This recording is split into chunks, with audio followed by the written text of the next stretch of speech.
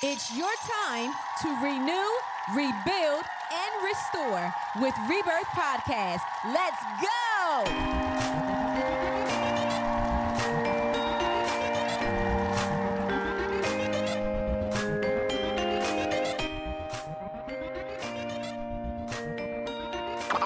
It's what you've been waiting for. The Rebirth with your host, Shay Marriott. Let's go. And Eli Isabel. Welcome to the Rebirth. My name is Shay Marriott. And it's your boy Eli Isabel, a.k.a. The South. Got something to say. Happy Monday, family. Shay, what's going on, sis? What's good? How you doing? Oh, man, if I be doing any better, I'd be in heaven. Oh, hey. I'm just here. How are you? I'm good. I cannot complain. I'm good. I'm blessed and highly favored. Well, listen, we about to turn into the Rebirth Pentecostal Baptist Church up in here. Church of God. What's going on? Please send your offering to what's the cash app for Rebirth? Okay. Well, Yeah, send it to that, We'll take a little love offering. How y'all doing out there, family, man? Happy Monday. Thank you for joining us, man. 7 o'clock is the right time, and here go your folks, man. What's going on? Yes, we appreciate you guys tuning in every Monday night. Wherever you are listening to us, we are on all social media outlets and all podcast platforms. So thank you for downloading our shows. I see you. I think right now we are doing great with downloads. So I'm very excited about that. So we really appreciate the support, and we got a great show. Yes, we do. For you guys. I mean, we have a great show. But before we get into that, my question, have you ever mispronounced the word before? Do tell, I have. Okay. So I'm in a conversation with a young lady many years ago, and she's a lawyer, so I'm trying to appear intelligent. He's trying to impress. Trying to impress. So I try to hit her with this. So we're having a conversation about people and how people be, fronting and whatnot. Mm-hmm. And I said to her, yeah, man, I can't stand people who are always trying to put on a facade. She said, facade? I said, no, you're wrong. Yo. Wow. Right at that moment, I knew it was wrong. You just wanted to disappear. Yeah, I got it. You think I'm short now? I was like 6 inches tall after she corrected me. Oh, wow. That's hilarious. Like, wow. But she still liked me after that. So that's a big one, man. Facade. Facade. Wow. How long ago was this? I don't know, in my early 20s. Oh, okay. All right. Okay. I was going to say, you would have said last week. Hell no. Things I said just a couple of years outside of leaving Arkansas, you can't hold it against me. Okay. It's like that didn't really happen. You're right. That didn't really happen. You're right. Okay. But it happened. Okay. So, speaking of pronunciation. Pronunciations? Yes. Here we go. Off the top. But go ahead. Arkansas or Arkansas? Because this is where he's from, so yes. Arkansas or Arkansas? The proper pronunciation is Arkansas. Okay. Nobody says that. Mm-hmm. Nobody says that. I'm from Turrell, but the proper pronunciation is Terrell. Terrell. Okay. Nobody says that. Huh. So yeah, I think it's just lazy dialect. People don't. because if everybody around you understands you, then what is your motivation to try to speak differently? So yeah, you ought to listen. You ought to be on speakerphone when I'm talking to my siblings back home. Oh, all right. You will be like, what are they saying? Hell, I was with one of my coworkers one time, and we was in a truck, and my brother called me. It's my guy, James. I love you. My brother called me, right? And so it came on in the car. So me and him having a whole conversation. We hung up. She was like, what the hell was he saying? And she was like, and you understood everything. Right. And I said, well, what did you hear? She says, I heard wah, wah, wah, wah, wah, wah, wah, wah. I said, you're not going to talk about my brother like that. But she was like, you understood every word and you responded accordingly. Right. I was like, well, I said, that was not too long ago. I sounded like that. And so, what I find, I think that it's really amazing. Like, I have a friend, he's from North Carolina, right? So he has that Southern twang with him, right? So when he's here, when he's in Delaware, he sounds normal. I mean, you could tell he's from the South. Right. But if he was to go home to North Carolina and call me, it's like, I'm like, what happened? Like, talking completely different, right? And I'm like, well, can you talk to me like you was in Delaware? Like, what changes? Give me the Delaware. You know what? I can speak to that because when I go home and I come back, people can say, "Oh, you've been to Arkansas, huh?" Because when I'm talking, I don't know. You fall right back into.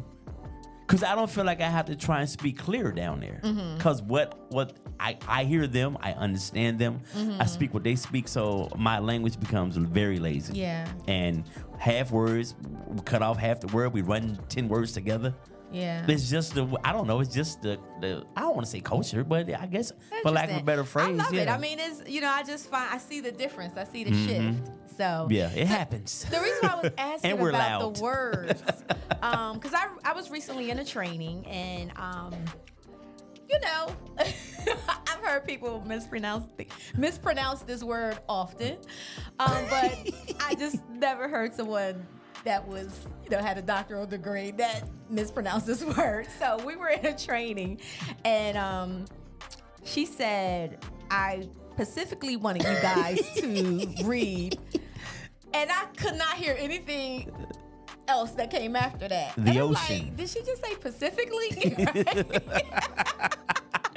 And I just kept saying that in my head, and I totally missed the last part of what she was saying.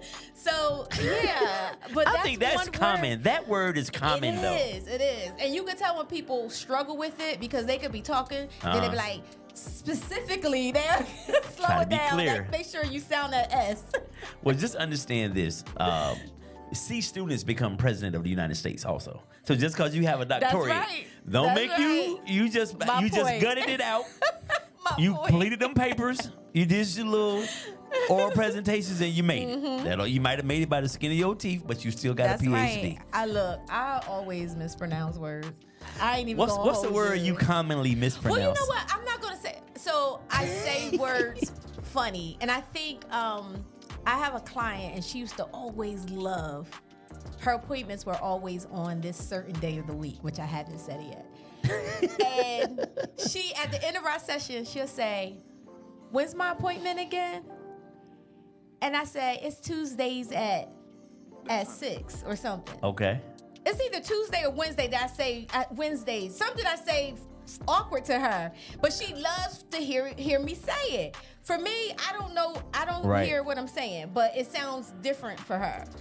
So I was like, well, that's how I say it. I don't know. I'm from Jersey. What's something you guys say in Violent that, if a person says that, they from Violent?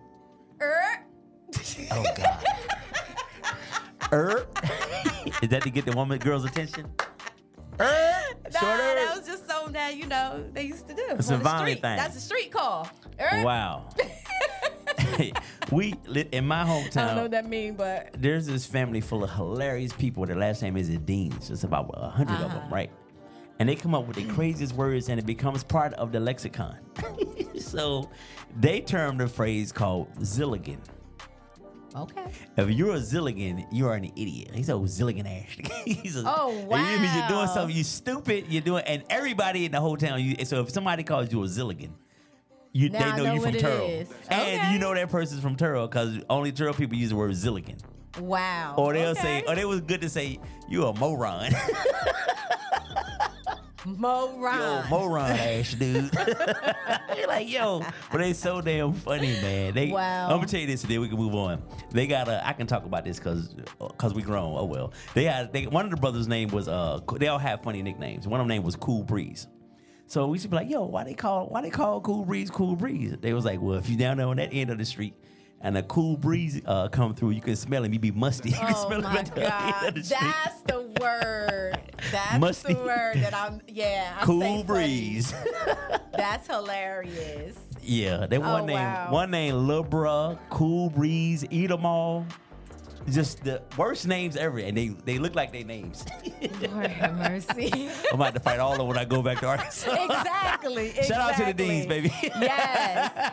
And the South got something to say tonight. Okay, you saying a lot. I know that. I'm gonna have to be the East Coast got something to say in a minute. So we have a great show for you guys tonight. The topic for tonight, and I want you guys to think about this. Okay, have you ever held a grudge? Now, be honest. think about it. Have you ever held a grudge? And if so, how long have you held on to that grudge? All right? Think about that. But in the meantime, the South got something to say.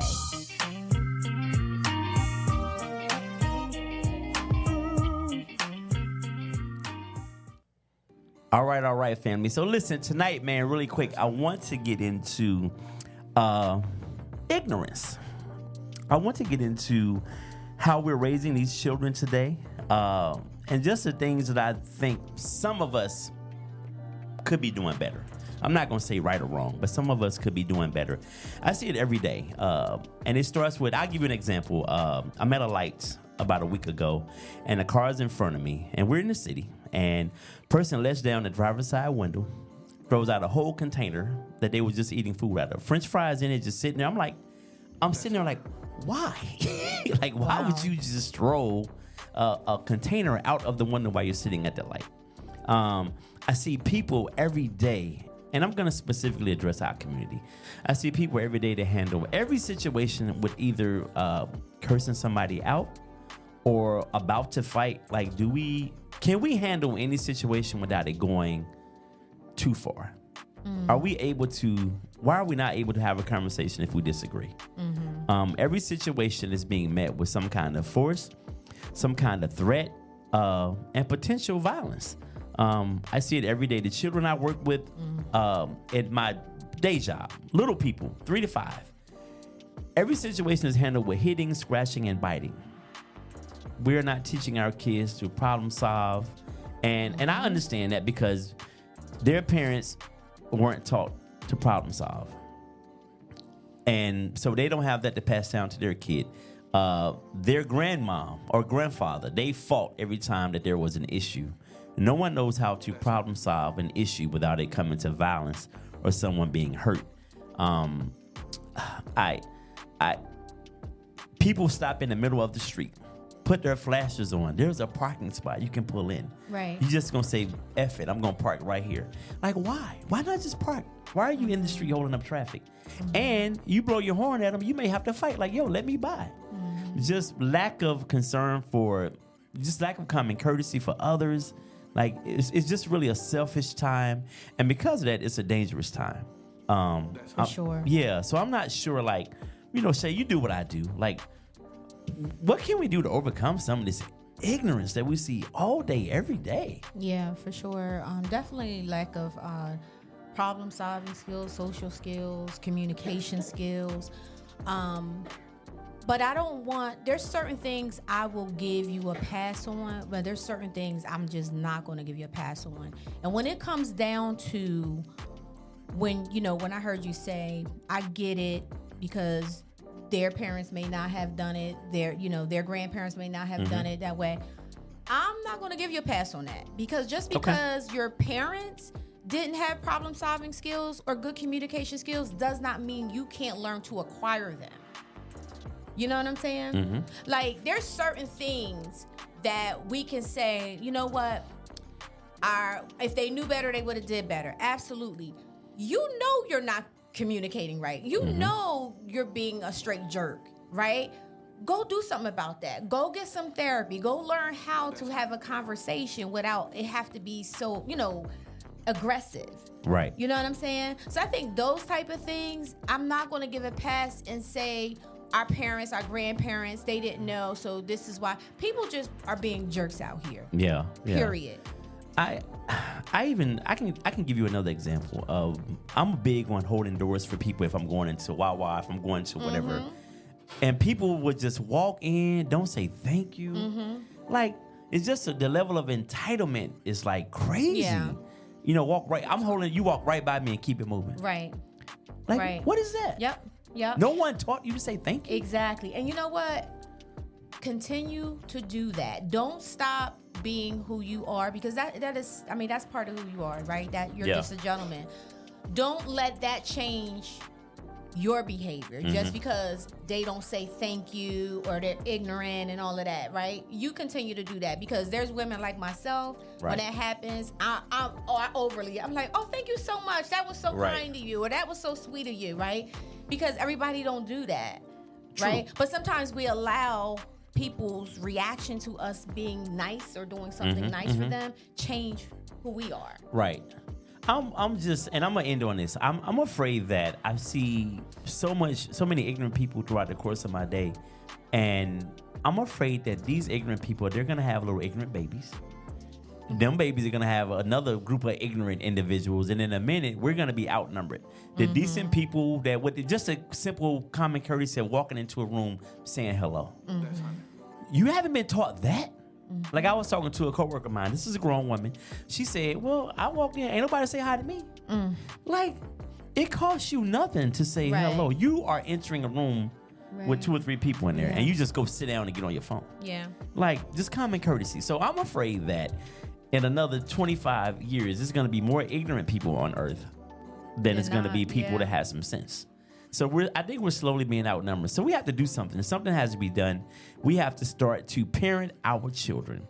I heard this man say, if you raise your children, you can spoil your grandchildren. If you spoil your children, you have to raise your grandchildren. Think about that. Say that again. If you raise your children, you can spoil your grandchildren.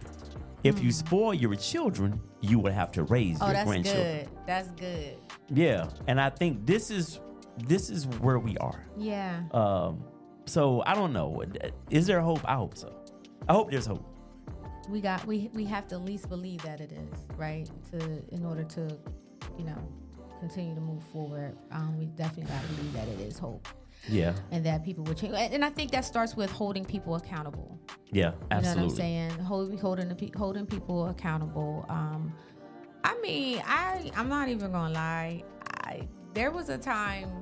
Now I don't know if I would do this now because, like you said, people be packing. They be got guns and all of that. Yeah. But if I'm holding the door for someone, I don't like you just walk in and you don't say thank you or anything like that. So there has been a time where I've said, "You're welcome." Or thank you would have been nice. The violin come out a little bit. Thank you would have been, I don't say it mean, but I'm like, and they turn around, oh, I'm so sorry, thank you, I wasn't even paying attention, right? Because sometimes it is, people are just not paying attention, right? Sometimes, but not all the time. Most of the time is exactly what you said. Yeah. But sometimes people are just so kind of, moving and not paying attention of their surroundings that I was recently at a basketball game and this little kid, I had on a Cowboys hat, right? This little kid, this is before the playoffs started. This just happened like 2 weeks ago. So this little kid is saying to me, "Oh my God, you like the Cowboys? Get out of here, get out of here." He's like 5 or 6. So I say to his dad, I said, you raising him already to hate the boys? Or he was like, "I don't even really like the Eagles. That's just his thing." Now he's talking like this as a 25-year-old kid instead of a 5-year-old. Yeah. So I'm talking to the dad, and the little kid is going on and on. "Get out of here. Daddy needs to get out of here." I said, "Hey, who you talking?" I said, "Stop. That's enough. Who you talking to?" Oh. And he stopped. Like, what the hell you doing? Oh my gosh. My kid know I yell at another kid. My kid had a friend who was trying to call me. Did he react? He ain't say nothing. Okay. I wish he would have. Nigga, you need to check him. Why I gotta stop him? Exactly. Okay, you got your little thing. "Oh, he likes the Cowboys. Get out of here." One time is good. Right. Nah, he kept going on and on. And I was like, what the hell? Wow. So she has a friend. I don't know. I'm gonna say associate. My daughter, associate. She's trying to call me Ed. I'm like, and she did it a few times, and I'm just like, I said, "Tell your friend I want to talk to her." And so she told her friend that I wanted to talk to her, and her friend was all shook. "Oh, is your dad? When's he want to talk about this, and that?" And she was shook. So she came over to me. This was at a football game. I said, "Listen, you and I are not peers. I'm not your friend. You have to call me Mr. Ed or Mr. Isabel, whatever works for you. But you cannot call me Ed." That's right. She was like, oh, I'm sorry. She was like, but she thought it was going to be worse than that. No, for me, that's an issue. Yeah, for You're sure. not, I'm 50 plus years old. Yeah. You don't get to call me by my first name. You're not my friend. I said, "What does my child call your father?" She said, "Oh, Mr. King." I said, "Exactly." Hell make you think you're going to call me by my first name, and that's it. Good. That's good. That's good. I'm glad. And that's how we start to change, is holding people accountable. And it doesn't have to be in a negative way, but simply sitting down, have a conversation, and explain what's right, what's wrong, whatever the case may be. And now she's my little BFF when I see her. Okay, good. I love your topic tonight. Thank you for sharing that with us. You're welcome. Definitely something South to think got about. To say. Yeah. Okay. Let's get it, Shay. Let's get it. So, have you ever held a grudge? I would be putting on a facade if I said I did. I would be fronting. I'm a Scorpio, Shay. So by default, I can be a grudge holder. I do it less as I'm older because I know that takes away from me, and it takes energy away from me. But hell yeah, yeah. I'll not talk to you for a minute. So is that before Rebirth, Ed, or after Eli, I should say? Is that the after Rebirth or the before Rebirth? So my last grudge was probably during, and I. Okay. Can I tell you the story real quick? Sure. So there was this lady that works in our finance department, right? So I found out she was saying some stuff about me. Right. And me and I was joking around with her a little bit. We would always. So when it got back to me, the person who told me was a fairly reliable source. So I knew. And the way she was telling me is in the words that she says. She was saying this stuff to a new person who had no skin in the game with me or her. But, I work with this person more than her. And she was like, I got to tell you what Miss So-and-so was saying about you. So she told me. So I was like, all right, all of the joking around and all of that is over. I'm done. I don't mess with you no more. Now, I didn't tell the person because it was a work thing, but I just stopped dealing with her. So a couple of weeks went by. She was like, Mr. Ed, I noticed you don't really talk to me anymore. This and that. I said, no, I don't, because you've been talking about me behind my back, and I know this. So why would I come up and try to have a conversation with you like it's all good? No, they're lying. I don't know who said that. She turned into a goddamn slave. I don't know who said that. That's a lie. I was like, well, anyway, you can say what you want to say, Kizzy. But you're not finna try to pee on me and tell me it's rain. There's a line. I was like, oh, God. You free. Stop talking like that. You free. There's a line. She got so upset. She turned to a slave. She got so upset. She was like, there's a line. I said, stand up straight. Stop bending over. What you bent over for? Like, you been got some lashes? No, but we had that talk. Gosh. We had that talk, and I let her say how much other people were lying on her and this and that, but I knew it wasn't a lie. So it was a few months. I didn't talk to her. Then the person who told me, they was like, yo, Mr. Ed, let her off the hook, because she's really trying to talk to you all the time. And she'll be trying to talk to me. I'd be keep it moving. Yeah. Just ignorant. I was being ignorant. I've seen your grudge game before. Not towards me, but to someone else. That thing heavy. It is very heavy. So I want you very heavy. I want you guys to think about a time that you held a grudge and what it felt like. The person that you're holding the grudge against, when you are in the room with that person, what does it feel like, right? Think about that. Hold that thought in your mind as we talk about what causes grudges. Where do they come from, right? So being hurt by someone that we love, trust, whether that's, a friend, a coworker that we may have a great deal of respect for, or when they do something to offend us, it brings a sense of anger, sadness, confusion. Excuse me. And we tend to dwell in those hurtful events, right? We dwell on the situation, what's going on, and then grudges start to fill. Resentment starts to happen, hostility starts to happen, right? And now we have this grudge that we carry around. Have you? Absolutely. I have pre-birth. So, you had no beef since you the self started? No, I don't. So here's my thing. And all jokes aside, if I have an issue or I have a problem with you, I would say most people, especially in my circle, know I'm going to come directly to you. Mm-hmm. We're going to have a conversation about it, right? And if that situation is not fixed, then we need to move forward. Right. I'm not going to continue to sit here and hold a grudge with you and pretend we're good, you know? So I'm okay with letting people go because I understand that there's seasons to everything, right? So the seasons change and, you know, maybe you were here for the time that you were supposed to be here and now times is up and I'm okay with that. I'm okay with that. So whenever you've had a grudge, you never fixed it. You just kind of you had to let them go, or have you ever been able to repair? No. So I'm a person where I will come to you and try to have a conversation. This one particular incident with someone that I was, I would like to say that we were pretty cool. And I have no idea to this day. I still don't know what caused her to start changing and acting different. And I approached her. I'm not going to say confront because I approached her and I said, hey, you know, something's up, something's going on. I'm sensing something. Are you good? Are you okay? Mm-hmm. You know, is there something that I did wrong? You know, did I do something to make you feel uncomfortable? You know, oh no, we're good. You know, oh girl, I love that purse. Like, if she would, like, you know. Deflecting. Yeah. And I'm like, okay, you know, so did it again. Same thing. So at this, I said, okay. I said, I'm going to leave it alone. I'm not going to call anymore. I'm not going to continue because whatever it is, it has nothing to do with me. It has nothing to do with me because I know I didn't do anything, right?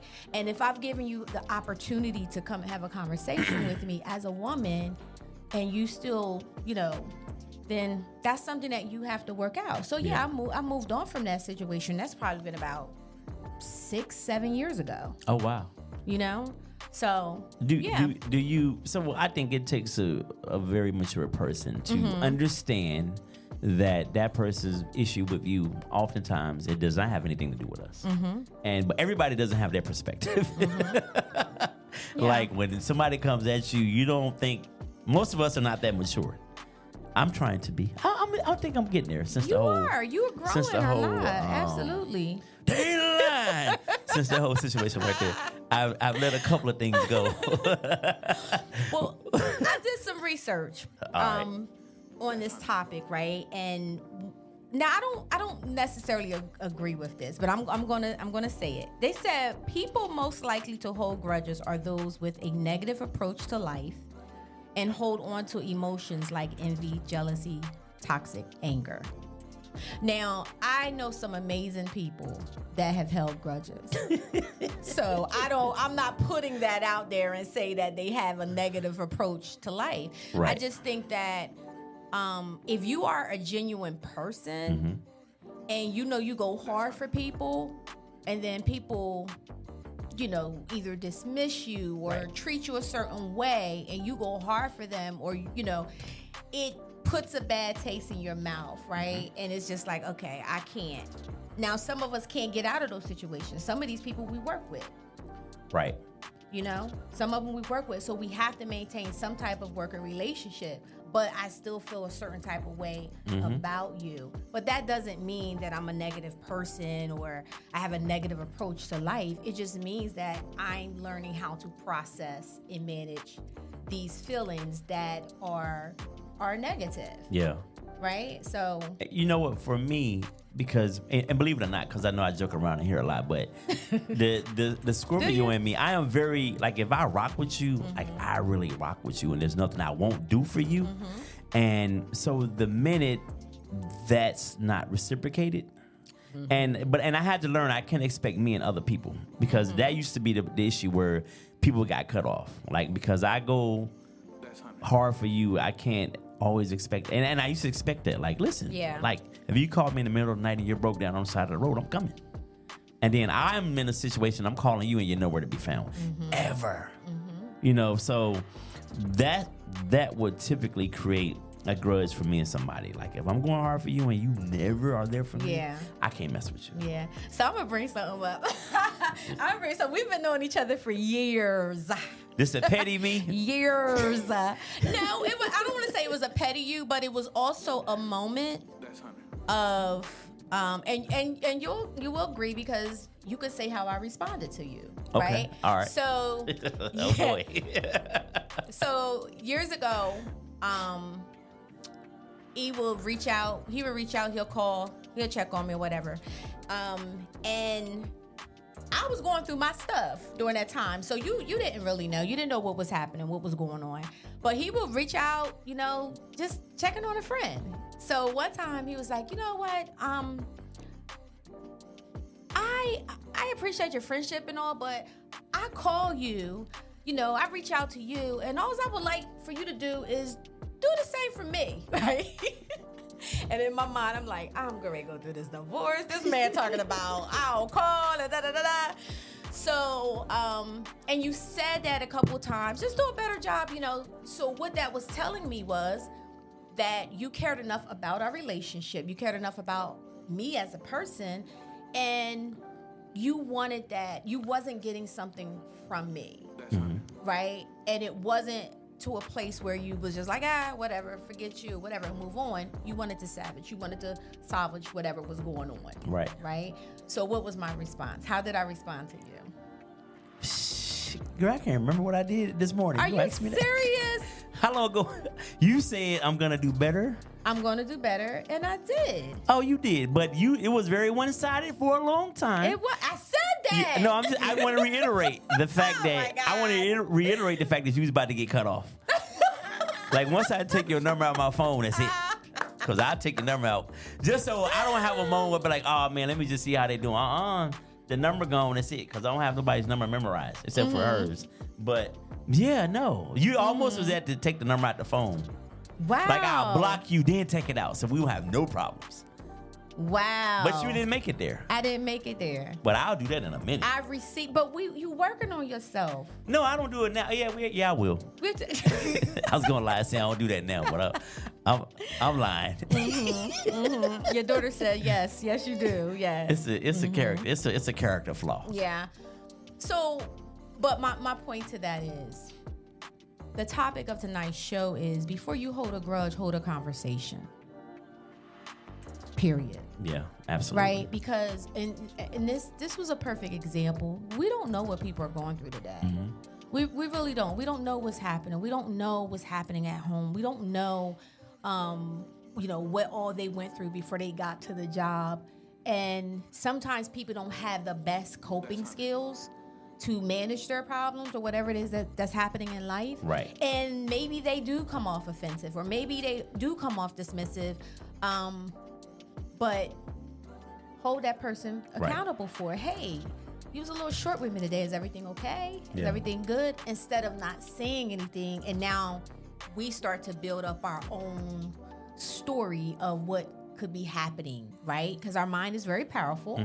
We know the brain is the most powerful thing. So we start making up these things that didn't even happen, and before we know it, we got a whole narrative in our head. We have a whole narrative about what's happening and be dead what's wrong going on. when you finally talk to the person. Exactly. I've done that before. Yeah. So wow. So do you feel that you've healed to a point where you can go to someone and have a conversation with them before this grudge starts to become? Yeah, I'm very big on having a conversation. I think one of the things too that when you do kind of what we do, people don't want to have that conversation because they think you're trying to therapize them.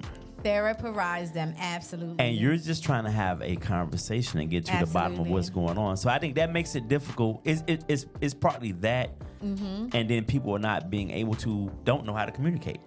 So I think that's the issue I run into more so than anything. Yeah. People don't want to have the conversation because they think you're trying to give them some kind of therapeutic treatment. Yep. No, I'm trying to see why we're not as cool as we used to be. Right. Yeah. Right. Yeah. Now, don't get me wrong. I'm not sitting here saying that some people don't need to be dismissed. Right. Right. If somebody needs to be dismissed, dismiss them. But what my point is, Gotta go. just go ahead and dismiss them. But my point to this is hold the conversation first. Right. Try to at least. At least try to. Right. And if it doesn't work, holding on to the grudge is not going to do anything for that person, but it's going to do a lot for you. Yeah. Right. So let's jump into what that looks like and what that feels like and what it does to the body. But before we do that, let me say this. Sometimes having that conversation with the person might be just what you need to realize is you both need to go your separate way. Like sometimes we try to have the conversation in effort to try to save the relationship. Yeah. Sometimes the conversation needs to be had so we know, you know what, this is kind of where we probably need to end. Yep. And that's okay. Yep. Like every disagreement is not an argument. And you know, so people just think if we're not all on the same page, you and I don't always agree. Right. Absolutely. You know what I'm saying? So you swing on me, I swing back, and then we move on. Our relationship don't end, but sometimes things need to come to an end. Right. And that's just what it is. Right. Especially when it's toxic. Yeah. When it's toxic. Absolutely. Now you were saying. So when you hold on to grudges, right? It does affect the body. It affects you physically, right? You have a higher level of stress. When you are in the room or around that person, you may feel anxiety, palpitations, whatever, anger, all of that comes out, right? True. People blood pressure goes up, and this is no joke. These are things that actually really happen, and what we call this is somatic symptoms, right? We experience somatic symptoms, so headaches, backaches, all of those things. Sometimes these symptoms are coming from where we are mentally, right? So think about depression. When we look at depression, how a lot of people that are depressed, their symptoms are what? They want to sleep a lot. They isolate. They isolate. Now Missing you work, have all kind of stuff. Exactly. Yeah. You have some people that overeat, and then you have some people that don't eat at all. The eating part is very, very tricky. Some people with the emotional eating, that's how they fill that void. Right. But then you have some people that just don't want to eat, right? But there's always something that's going on, headaches, right? So I think that when we are upset and we're angry about something, we have to find a way to sit down and have a conversation, because it's like the saying is like drinking poison and expecting somebody else to be sick from it. Oh. When we hold on to them. I was way wrong with that one. Oh, Lord. What was you about to add? Drinking poison and they expect somebody to suck it out. You know, you get bit by a rattlesnake in the Western. Never mind. Too much me TV. Yeah, too much me TV. Well, listen, and remember I told you the story about my friend, and this is an example of that. My friend, about forgiving. We have a friend. We're still cool. This dude he thought was really cool with him was messing with his wife. And when it came to light, like we're like, whoa, what we gonna do? Right. What you want to do? Y'all was ready to knuckle up. We was ready to get on his ass, right? Because he was his homie. His kids was calling him Uncle So-and-so. He ordered knocking the wife off. Yeah. So me and my other friend, we carried around this anger and grudge on behalf of our friend for like 6 months. My one boy even saw him in the bathroom at a conference and stepped to him. Because he tried to be like, yo, what's up, dog? He said, what you mean, what's up? You mess with my man. And this whole time, we went to our boy and said, yo, we saw old boy. I saw old boy in the bathroom. I was about to get on this, but people was in there. And he was like, oh, no, man, it's cool. We was like, what you mean it's cool? He was like, no, man, I forgave him a few months ago. Like, I had to do that. Like, God told me I need to forgive him so I can move forward. What was like, well, when the hell was you going to tell us? Because we walking around here upset, anxious. We see him, we all mad. Right. You over here chilling in the bosom of the Lord. Right. What about us? You ain't tell us when you gonna forgive him. Like, that's crazy. Yeah. And we would see him and be like visibly upset because we was mad at him. This dude over here, oh no, I forgave him. That's what God told me to do. We're like, what the fuck? You said chilling in the bosom. The bosom of the Lord. He's just all in there comfortable and being nurtured. Y'all walking around still We're out here hanging. trying to do the devil's work. He's somewhere else. I'm like, bruh. What would do with him when he said that? That's hilarious. So you forgave him and you didn't tell us? But that's a perfect example because again, we do that as well. Yeah. Right? We go hard for our people. So if you mad, I'm mad. What you mad at them for? I don't know, but you mad, I'm mad. That's right. So that's how that's how you get down. A lot of us was brought up that way. Oh, you don't like her? I don't like her either. Well, what she do to you? I don't know, but I don't like her either. Right? So immature. Right. It is, right? But that was our way of saying that's that how we I'm did down it. with Yeah. you. I'm down with you, right? True. So, I mean, again, the question is like more so a statement. Hold a conversation before you hold a grudge. And if you feel like you have to hold on to a grudge, and you can't have a conversation with that person, perhaps their time in your life is over, is done. Perhaps there's a new season. Mm-hmm.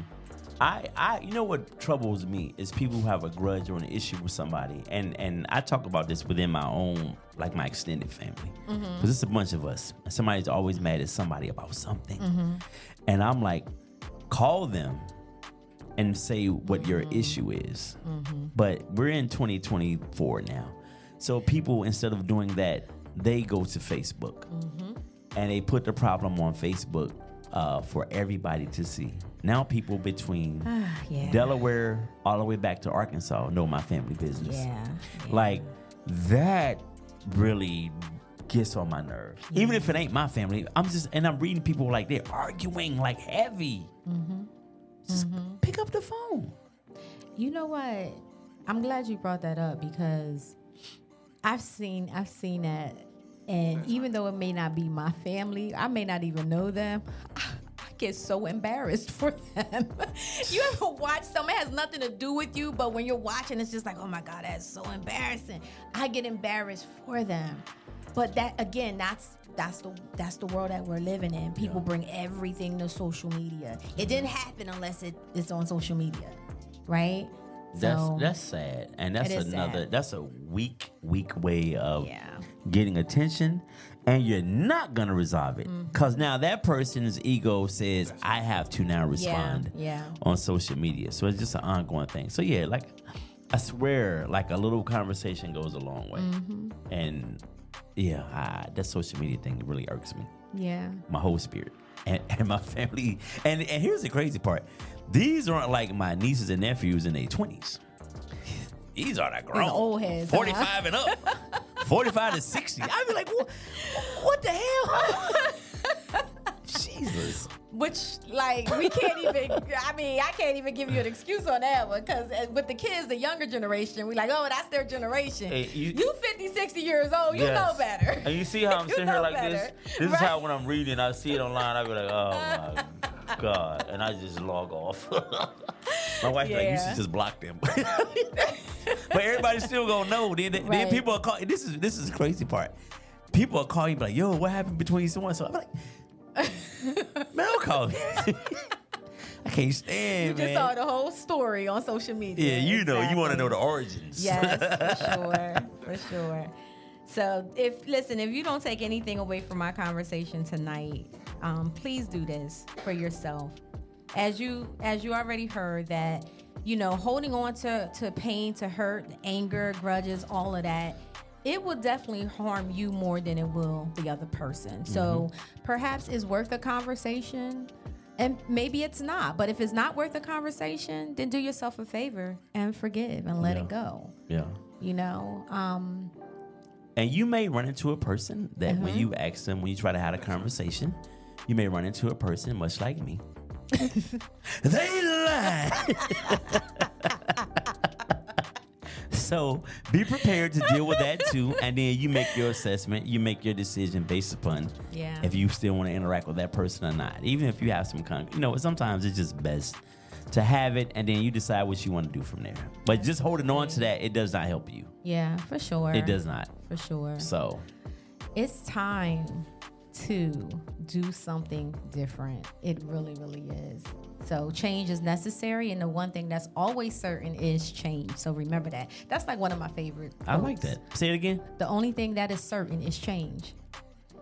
Yeah. So that is true. It's happening as we speak. Things are changing. We don't even know it. It sure did. Exactly. So Eli, whatever grudges that you holding on to, I want you to forgive and let it go. I think I'm all right now. You good? I don't have no current beef. All right. Okay. Yeah, no, I think I'm all right. Okay. All right. Well, I'm not trying to get on your bad side. No, there's no. Listen, I'm harmless. I'm really a harmless, loving individual who go hard for my people. You are. You do go hard. So you do go hard. But as you said, you can't expect you and everybody. Yeah, that is true. That's the point. That's something that we definitely are learning about. Yep. Absolutely. All right, guys. So it's been a great conversation tonight. And as always, we thank you for tuning in to The Rebirth. Make sure you follow us on all social media platforms, okay? Like, share, tell somebody, tell a friend, a family member, tell somebody. That's right. Tell about a friend. The Rebirth, okay? We are here to renew, rebuild, and restore. Renew your mind, rebuild your life, and restore your mind and spirit. Until next week, have a blessed night. Peace. Whoa.